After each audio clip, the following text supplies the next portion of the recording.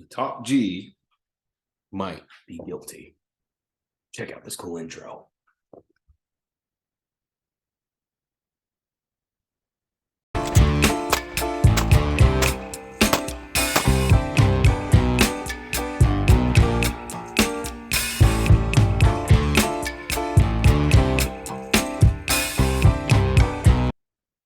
Okay, so top G might be guilty. All right, so in this video, I'm going to do my best to attack the top G. Now, understand, I'm actually a fan.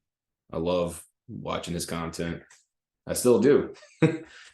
But I think it's important that we look at it from all angles, right? And I think it's wrong whenever we idolize someone or we become a fan of somebody and we're afraid to ask the questions, or we refuse to ask the questions, rather, that should be asked, or refuse to consider things that should be considered. Because regardless of who anyone is, you should always be willing to look at things from all angles. You should never accept that this person is completely infallible and telling you the truth. You should always question them, right?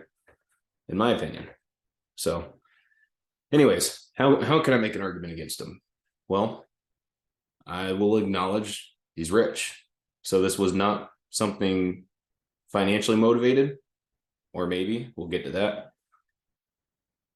He has an endless stream of women that will come over and do anything he wants.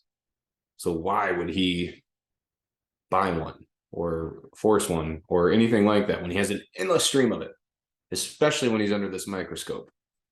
The whole world's looking at him. He'd have to be crazy to try anything, right?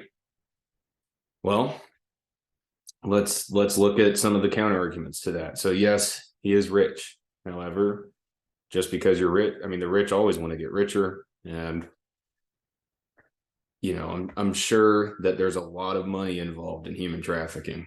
I mean, most crime, there's a lot of money involved because it's illegal. You're breaking the rules. You're not staying within the system. You're out of the matrix, right?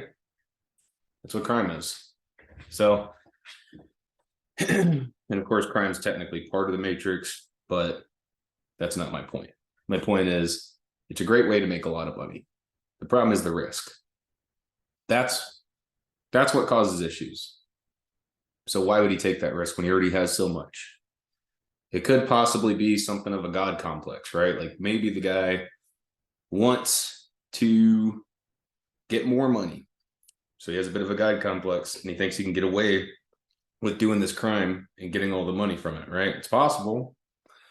Now, we also know the guy likes a lot of control. It's possible that maybe, just maybe, that this dude that loves control would want the ultimate form of that, which is owning someone. Because yeah, sure, you have an endless stream of women that are willing to do whatever you want. But what about the ones that aren't? What would be the ultimate form of power? Having someone that's not willing, but they have to do whatever you want them to do, right? So that would be one counter, or that would be one argument against him. And all right, so we also know that he has ties with Romania, like the mafia there, or the mob. I mean, he said it in his videos, right? Wouldn't be a good place for most people, but it's a good place for me because of who I know. He gets to drive the streets as fast as he wants. Well, I mean, we don't exactly have someone from the mafia or whatever they're called, to answer these questions about how they feel about him. But what happened, right? Like, were they bribed? Were they intimidated by maybe somebody even more powerful than they are? Certainly possible, right? Another thing I want to address is that I also, as a lot of you, if this video takes off and gets a lot of views, have also watched a lot of content from Andrew Tate. It's very hard to believe that this could be true, given what I've heard. He seems like a very, very good man. He's been on podcasts with people I trust. So how could this be true, right? Well, it's possible that just like with most serial killers and rapists and human traffickers, and, you insert the crime, that those people, since they never the people around those criminals never realized that they were criminals. Could be the same here, right? Like a lot of, like Jeffrey Dahmer, his family had no idea. They didn't know.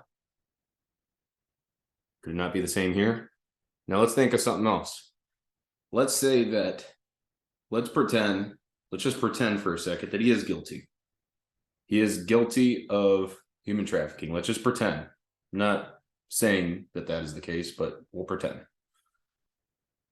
If you know you're guilty of something, what better way to preface the crime than to get a lot of attention on the internet, get everyone, this is kind of a genius move. He's a chess player. He thinks ahead, right?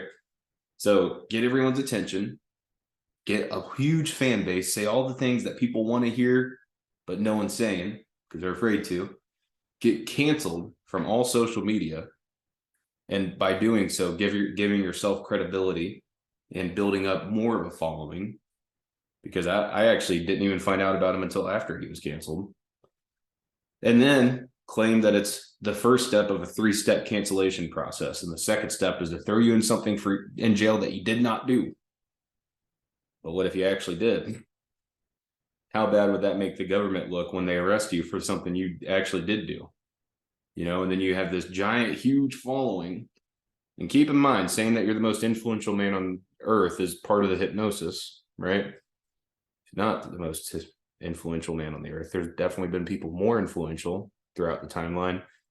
And then even now, certainly in this moment, he has a lot of influence, but that dwindles, and that's subjective to every single person. For me, Joe Rogan's probably the most influential man on the earth, just because I've listened to a lot of his content. It's different for everybody. I know people that don't even know who he is or has never even heard his name before. Not the most influential man ever. Okay. That was a bit of a sidetrack. However, coming back, you don't really ever know about these people, right? Like you never realize that the person that's going around and raping people is a rapist. You never realize the guy that's a serial killer and is killing people is the serial killer.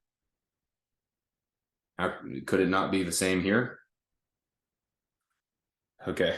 What else? I had something else, but it's gone now. So all that being said, I don't quite believe the arguments I'm making. I'm just making them. Okay. I'm just presenting different angles of thought. It doesn't mean that I believe that those are true. In fact, where I'm at now is I believe that I'm leaning more towards him being innocent and that he's been telling the truth. However, I don't want to get hustled by the hustler. So the position I'm in now, I think is fair because I've never met the guy. I've watched a lot of his content, but I've never met the guy. And, certainly all the stuff he says, he says a lot of the same things over and over, much how like a comedian going from club to club will use the same bits. And that's not a problem. But my point is, it's been crafted, right? The things he's saying are very specific. He won't talk about certain things. He'll only talk about the things he's okay with talking about, probably because he's already thoroughly thought through how these conversations will go. So I've only seen that side of him. I've never actually met the guy and talked to him. But of course, everyone that has always says what a wonderful guy he is, but that does not mean he's innocent.